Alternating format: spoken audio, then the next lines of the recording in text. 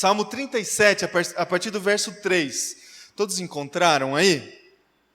Amém? Vamos lá. Diz assim o texto: confie no Senhor e faça o bem. Assim você habitará na terra e desfrutará segurança. Deleite-se no Senhor e Ele atenderá os desejos do seu coração. Entregue o seu caminho ao Senhor, confie nele e Ele agirá. Ele deixará claro como a alvorada que você é justo e como o sol do meio-dia que você é inocente. Descanse no Senhor e aguarde por Ele com paciência. Não se aborreça com o sucesso dos outros, nem com aqueles que maquinam o mal. Evite a ira e rejeite a fúria. Não se irrite, isso só leva ao mal. Versículo 9, para terminar. Pois os maus serão eliminados, mas os que esperam no Senhor receberão a terra por herança. Até aqui, feche teus olhos, irmão e irmã. Mais uma vez eu vou orar com você. Se coloque diante do Senhor, diante da tua palavra, e abra o teu coração. Senhor Deus, Pai, nós colocamos as nossas vidas agora diante do Senhor. Deus, diante da convicção que nós temos que o Teu Espírito Santo pode falar com cada irmão e irmã agora, através da leitura, da reflexão da Tua palavra. E Deus, essa conversa pode significar para nós libertação, pode significar, Deus, para nós vida, aumento de esperança, aumento, Deus, de coragem, de segurança. Deus, que o Teu Espírito Santo, Pai, fale, Deus, conosco agora, em nome de Jesus, através da Tua palavra, Deus. Essa é a minha oração e eu a coloco no Teu altar, Deus, em nome de Jesus. Amém. Amém. Amém, irmãos? Vamos então conversar um pouco sobre a palavra de Deus. Não sei se você já ouviu falar algum dia, algum comentário nesse sentido, que o cristianismo, religião cristã, é a religião do livro. Já ouviu falar essa frase? Cristianismo é a religião do livro. Por quê? Porque há um livro que contém para nós toda a revelação do nosso Senhor Jesus, de Deus. Há um livro, as Escrituras Sagradas, que contém toda a história de um povo que Deus escolheu para caminhar junto, para se relacionar, para servir para nós ou para os outros povos como uma espécie de referência de como a gente pode se relacionar com esse Deus, de como a gente pode definir a caminhada das nossas vidas a partir dessa referência da caminhada desse povo. Há um livro que contém um código de comportamento, um código moral, um código ético. Eu tive um professor na escola dominical, quando eu era adolescente, que dizia que a Bíblia é como se ela fosse um manual de instrução, sabe? Quando a gente compra uma televisão, vem um manual de instrução. A gente não lê o manual de instrução antes de ligar e de usar a televisão. A gente lê e busca o manual de instrução quando a televisão quebra, não é? Aí a gente vai lá no manual, por que quebrou? Às vezes, irmão e irmã, a gente faz o mesmo com a Bíblia, né? E ela sendo esse manual de instrução. Às vezes a gente não dá muita importância para ela quando a gente não precisa dela, digamos assim. Então, irmão e irmã, como introdução aqui da nossa mensagem, eu gostaria de falar sobre essa dimensão nossa como cristãos e a relação que a gente tem com um livro. E esse livro, a Bíblia, a Escritura Sagrada. E essa relação com um livro que contém histórias, que contém letras, que contém direcionamentos, gera na nossa prática como filhos do Senhor uma preocupação. Porque no mesmo momento, no mesmo cenário que há um livro que contém aquilo que a gente deve fazer, há aquilo que de fato a gente faz. Nós, como cristãos, a gente tem uma fonte de inspiração de vida, de orientação, de mandamento, de direcionamento para as nossas vidas, e há aquilo que de fato nós vivenciamos nas nossas vidas. E a gente convive com essa distância entre o que a gente deve fazer, ou o que a gente acredita que deve fazer, com aquilo que de fato a gente faz. Então, no ambiente religioso cristão, há sempre a reflexão que a gente não deve entrar por um caminho da hipocrisia, de falar uma coisa, de acreditar em uma coisa e de fazer outra coisa. O desafio que nós temos nas nossas vidas é diminuir constantemente essa distância entre aquilo que a gente acredita e aquilo que a gente faz. Eu gostaria que você abrisse aí novamente a sua Bíblia na carta de Tiago, capítulo 2. Eu vou ler um outro texto aqui com você. Tiago 2.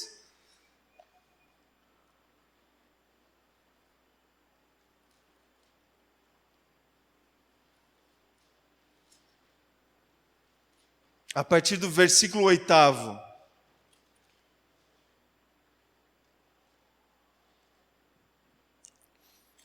Diz assim a palavra do Senhor: se vocês de fato obedecerem à lei do reino, encontrada na Escritura que diz, ame o seu próximo como a si mesmo, estarão agindo corretamente.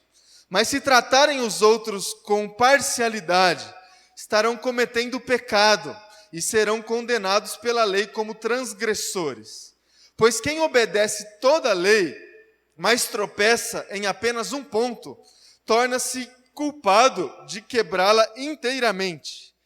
Pois aquele que disse, não adulterarás, também disse, não matarás. Se você não comete adultério, mas comete assassinato, torna-se transgressor da lei. Falem e hajam como quem vai ser julgado pela lei da liberdade, pois será exercido juízo sem misericórdia sobre quem não foi misericordioso. A misericórdia triunfa sobre o juízo. De que adianta, meus irmãos, alguém disser que tem fé, se não tem obras? Acaso a fé pode salvá-lo? Se um irmão ou irmã estiver necessitando de roupas e do alimento de cada dia, e um de vocês lhe disser, vá em paz, aqueça-se e alimente-se até satisfazer-se, sem, porém, lhe der nada, de que adianta isso? Assim também a fé por si só, se não acompanhada de obras, está morta. Mas se alguém dirá, você tem fé, eu tenho obras, mostre-me a sua fé sem obras, e eu lhe mostrarei a minha fé pelas obras. Você crê que existe um só Deus? Muito bem. Até mesmo os demônios creem e tremem. Insensato. Quer certificar-se de que a fé sem obras é inútil? Não foi Abraão, nosso antepassado, justificado por obras, quando ofereceu seu filho Isaque sobre o altar? Você pode ver que tanto a fé como as obras estavam atuando juntas, e a fé foi aperfeiçoada pelas obras. Cumpriu-se assim a escritura que diz, Abraão creu em Deus, e isso lhe foi creditado como justiça, e ele foi chamado amigo de Deus. Vejam que uma pessoa é justificada por obras, e não apenas pela fé. Caso semelhante é o de Raabe, a prostituta. Não foi ela justificada pelas obras, quando acolheu os espiãs e os fez sair por outro caminho? Assim como o corpo sem espírito está morto, também a fé sem obras está morta. Irmão e irmã, a gente vai encontrar em boa parte das Escrituras Sagradas esse desafio de encurtar a distância entre aquilo que nós acreditamos por fé e aquilo que nós fazemos nas nossas vidas. Como que nós, em recebendo a palavra, e isso a gente tem feito constantemente, constantemente você recebe a palavra de Deus. Não somente de domingo aqui no culto, mas a palavra de Deus tem sido propagada cada dia mais em todos os veículos de comunicação e no nosso dia a dia. A gente convive com o livro o tempo todo. Se não, nós convivemos com ele com as lembranças que nós temos da palavra de Deus. Nós guardamos certos trechos da palavra de Deus no nosso coração e esses trechos, vez ou outra, surgem no nosso pensamento e nós cultivamos o acesso à lei e o acesso ao livro e às orientações do Senhor. Agora, do outro lado, há aquilo que nós fazemos, como nós incorporamos as Escrituras Sagradas nas nossas práticas, no nosso dia a dia. E essa distância, irmão e irmã, não sei se você concorda comigo, por vezes essa distância ela é muito grande, entre a segurança que nós temos das orientações que a gente encontra nas Escrituras Sagradas e a forma como nós conduzimos as nossas vidas, a forma como nós conduzimos as nossas escolhas. O próprio Jesus Cristo, ele contou uma parábola do semeador, justamente para nos dar essa ideia da dificuldade que nós temos de absorver a palavra de Deus numa boa terra. Você conhece a parábola do semeador? Jesus Cristo contou essa parábola como se um semeador estivesse saindo para o seu ofício e as sementes que ele guardava, elas caíram em 4 tipos de terrenos. O primeiro tipo de terreno que as sementes caíram foi durante o caminho, no percurso. Primeira aplicação da parábola, as sementes que caíram na beira do caminho.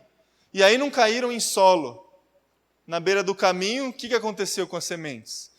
Vieram as aves e comeram as sementes. O segundo terreno que caiu as sementes na parábola de Jesus foi o terreno pedregoso. E o que aconteceu com as sementes? Elas não conseguiam se fixar nesse terreno porque não tinha profundidade, ou opção da raiz se fixar de uma forma profunda. Cresceram e logo morreram. O terceiro tipo de terreno da parábola é um terreno onde já tinha outras plantas ali plantadas, espinhos. A semente até germinou, mas quando germinou houve competição ali, e os espinhos sufocaram a planta da semente. E o quarto terreno esperado por Jesus é a boa terra, onde a semente cai e germina e dá fruto e tudo mais. Essa parábola, irmão, irmã, nos faz entender sobre essa dificuldade de receber a verdade do Evangelho e praticar a verdade do Evangelho.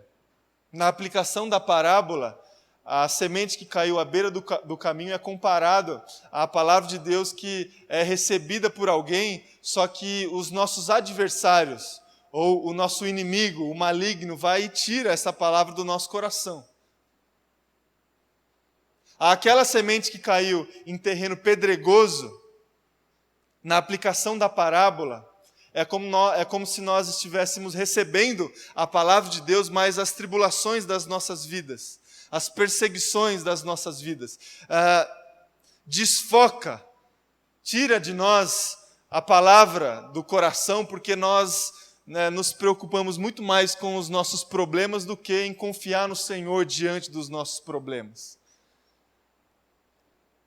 O terceiro terreno da parábola, na aplicação de Jesus, comparado, o terreno com outras coisas plantadas ali, é comparado com a palavra de Deus que cai no coração de alguém que está muito mais preocupado com as coisas, com os prazeres da vida, do que com o cumprimento da palavra que recebe no coração. Eu não sei quanto a você, meu irmão, minha irmã, mas a gente convive com essa dificuldade, eu convivo com essa dificuldade o tempo todo quando eu recebo a palavra do Senhor. O meu adversário, as tribulações, as provações, os obstáculos que encontro na minha vida, as preocupações com a vida, as vaidades da vida, tudo isso dificulta que a palavra de Deus caia no meu coração, como se o meu coração fosse uma boa terra para que essa palavra pudesse gerar fruto, raiz, profundidade. Há essa dificuldade, irmão, irmã. E a pergunta que eu faço para o teu coração é o seguinte: como é que a gente consegue preparar o nosso coração para que o nosso coração possa ser essa boa terra?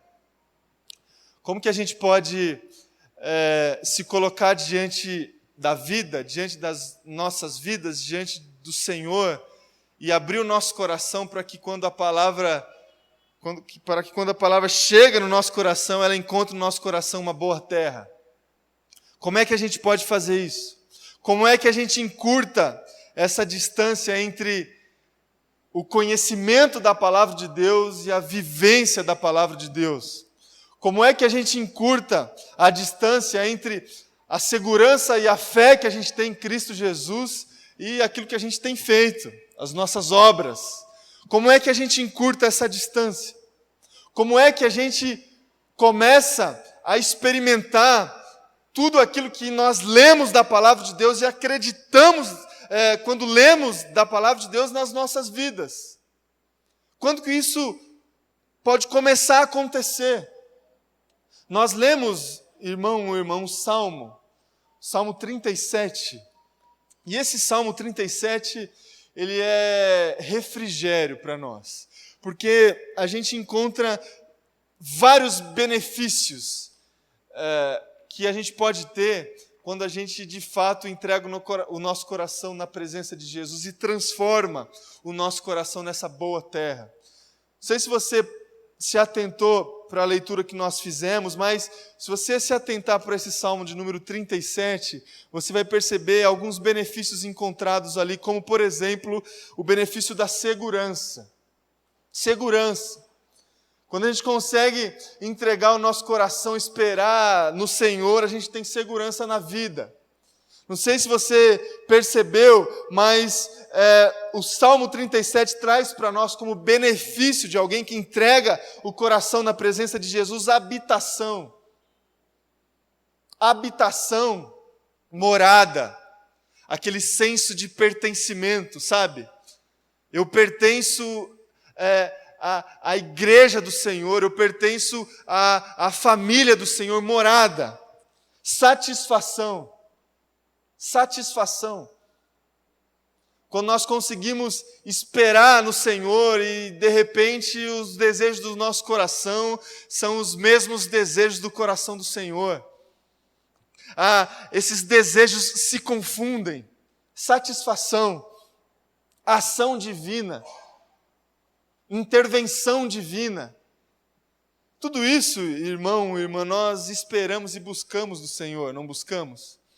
Quando nós nos colocamos em oração na presença de Jesus, quem é que não busca segurança, satisfação, intervenção divina, justiça, benignidade, salvação?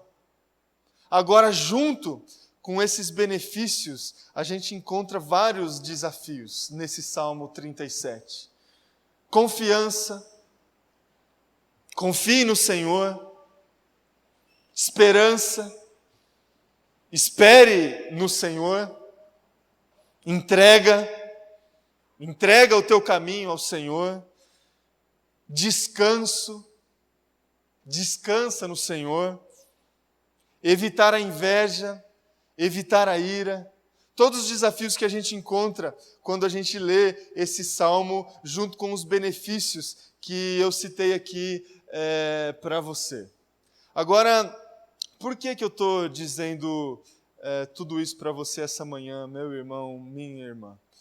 Eu estou dizendo porque eu não sei como que você tem experimentado aí a sua vida, sua caminhada com Jesus, a sua caminhada na educação dos teus filhos, na condução da tua família.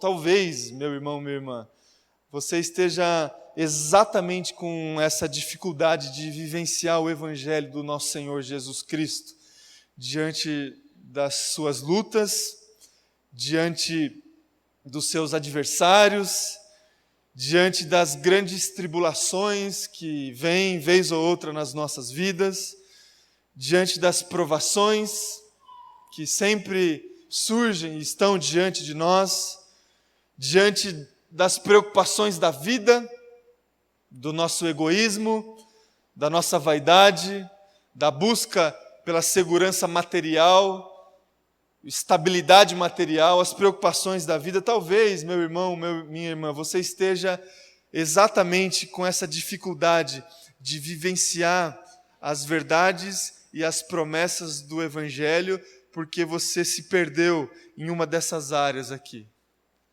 Adversários, provações, tribulações, preocupações com a vida. Talvez a distância entre fé e vida, ela está grande justamente porque em algumas dessas áreas aqui você desfocou. Não consegue entregar de fato o seu caminho ao Senhor, porque a sua tribulação está grande. Não consegue entregar de fato o seu caminho ao Senhor, porque os seus adversários te impedem que você faça isso. Você não consegue entregar o seu caminho ao Senhor porque você está preocupado com tantas coisas. Talvez você não consiga entregar o teu caminho ao Senhor porque você tem muita ansiedade em relação ao seu futuro, por exemplo. Ansiedade do futuro. O fato de a gente sofrer por aquilo que ainda não aconteceu. Ansiedade. A preocupação pela demanda que não existe ainda. Ansiedade. Isso impede que você entregue o seu caminho ao Senhor. Porque o amanhã te afronta o tempo todo. O mês que vem te afronta o tempo todo.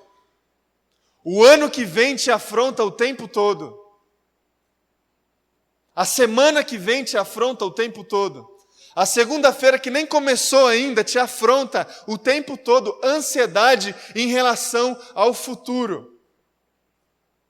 E essa ansiedade impede que você entregue de fato o teu caminho ao Senhor. Talvez você tenha dificuldade de entregar o seu caminho ao Senhor porque o desespero em relação ao presente te impede também. Desespero em relação ao presente. Talvez a sua situação atual esteja gerando na sua vida uma bagunça toda, grande, que esteja desesperando o teu coração. E esse desespero também nos impede de entregar de fato a nossa vida no altar do Senhor, como nos desafia o salmista. Desespero em relação ao presente. A casa está de pernas para o ar, a situação está mal,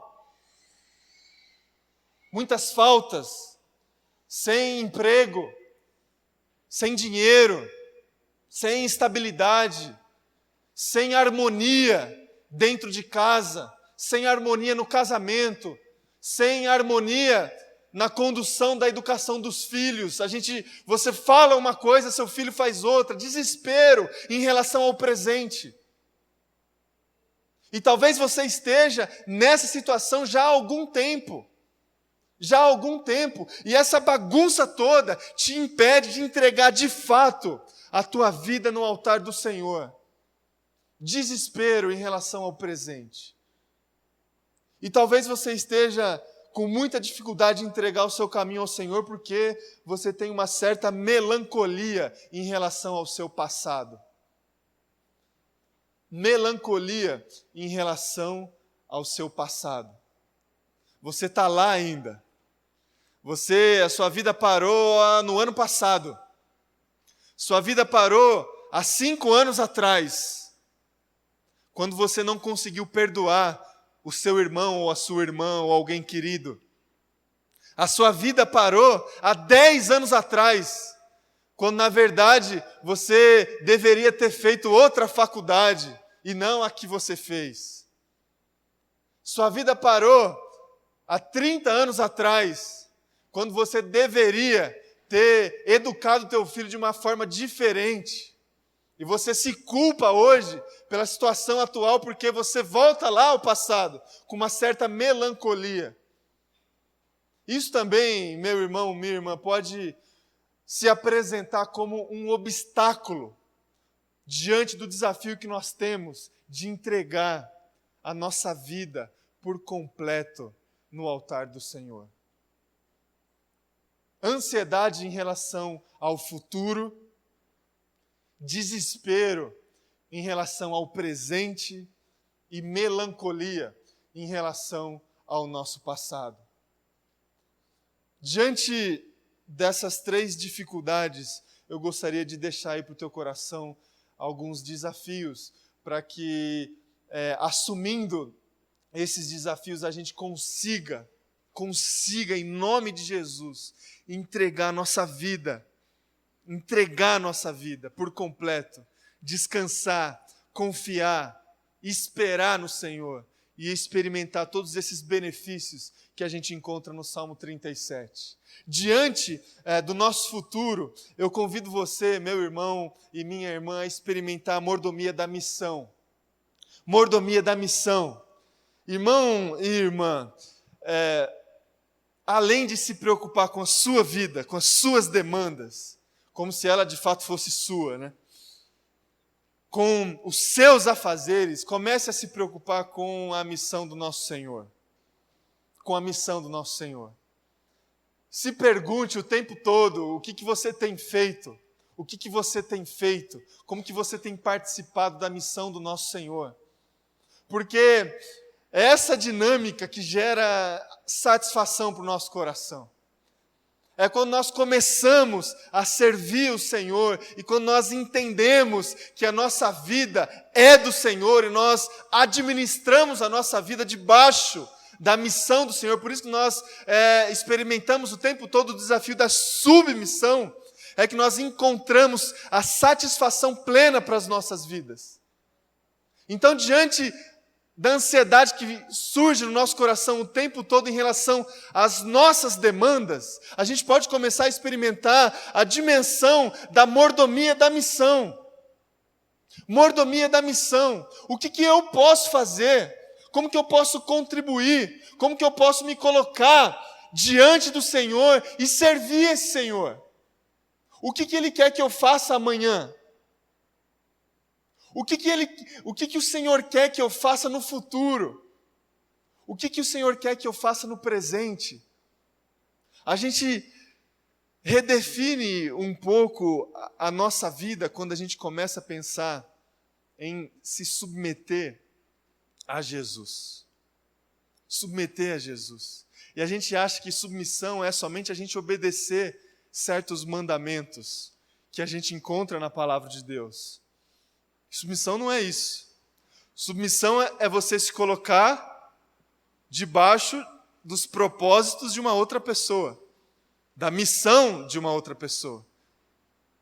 E quando nós nos metemos a Deus, a gente se coloca à disposição da missão do Senhor. Senhor, eis-me aqui. Eis-me aqui. Me envia. Me envia. Eu não sei o que vai acontecer com a minha vida amanhã. Aliás, tem muitas coisas que precisam acontecer. Mas diante de tudo isso, Senhor, me envia. Eu estou aqui para responder o chamado que o Senhor fez para mim. Submissão. A dimensão da mordomia da missão. Diante do presente, meu irmão, minha irmã, do desespero que às vezes surge no nosso presente, eu desafio você a cultivar a disciplina do relacionamento. Disciplina do relacionamento. E aí a gente falou muito sobre isso hoje na aula, que o Fábio pôde brilhantemente nos ministrar essa manhã. Disciplina do relacionamento com Deus. Disciplina do relacionamento com Deus. E aí a ilustração que foi citada pela manhã, da história de Marta e Maria, cabe perfeitamente diante desse desafio da disciplina do relacionamento. Diante do desespero da casa de pernas para o ar, a tendência é a gente se comportar como Marta, não é? Afinal de contas, a casa está de pernas para o ar e a gente precisa arrumar essa casa. E a gente fica correndo para lá e para cá, procurando, buscando caminhos para resolver os problemas, para arrumar a casa. Acontece que, nessa experiência de Jesus visitando a casa dessas duas irmãs, Maria não fez nada. A casa estava de pernas para o ar. Inclusive, Marta ficou extremamente incomodada com o comportamento da Maria. Preguiçosa, displicente, sem compaixão. Não está vendo, Senhor? Estou aqui suando, toda suja, minha unha que eu fiz ontem, sujo, né? Se ela faz a unha, no outro dia ela lava a louça, ela está aqui, minha unha, fiz ontem. Marta fez isso. Maria aos pés de Jesus, ouvindo a sua palavra. Meu irmão, minha irmã, a sua casa pode estar de pernas para o ar, mas separe um momento, um tempo na sua vida, no seu dia, para se colocar aos pés de Jesus para ouvir a sua palavra. Para ouvir a sua palavra. Vai ter um monte de Marta, te puxando. Vem aqui resolver o seu problema. Vem aqui, você não está vendo que está tudo bagunçado. Vai ter muitas Martas na sua vida. Mas tenha disciplina para se colocar diante de Jesus para ouvir a sua palavra. Disciplina de relacionamento diante do desespero em relação ao nosso presente. E em último lugar, irmão, irmã, antes da gente se preparar para participar da mesa, diante do nosso passado, da melancolia que a gente pode sentir em relação ao nosso passado, experimente esperança da vida eterna. Esperança da vida eterna. Satisfação em Deus. E essa satisfação direcionando o conceito que você tem de felicidade e contentamento. Felicidade e contentamento. Normalmente, aquela pessoa que tem dificuldade de se desprender do passado é uma pessoa que tem muita dificuldade de viver contentamento, alegria e felicidade. Porque a sua alegria, a sua felicidade ficou lá atrás. E você não vai conseguir voltar lá atrás para puxar ela de volta. Diante dos acontecimentos do passado que a gente lamenta várias decisões nossas. Vários acontecimentos que a gente poderia ter feito diferente. Mas não se prenda ao seu passado. Olhe para frente. Alimente no seu coração a esperança que você pode ter. E essa esperança plena você encontra lá no final. Salvação, vida eterna. E isso redefine no teu coração felicidade e contentamento. Felicidade e contentamento. Não há nada, irmão ou irmã, que pode ser comparado. Não há nenhuma conquista, nenhuma decisão certa, nenhuma estabilidade que pode ser comparado com o fato de que nós estaremos um dia na presença do Senhor para sempre. E isso deve encher o nosso coração de esperança. E diante disso, meu irmão, minha irmã, diante de todas essas dificuldades que nós temos, o convite que eu faço para você essa manhã é o convite que o salmista nos fez no Salmo 37. Entrega o seu caminho no altar do Senhor. Confia nele, e Ele agirá.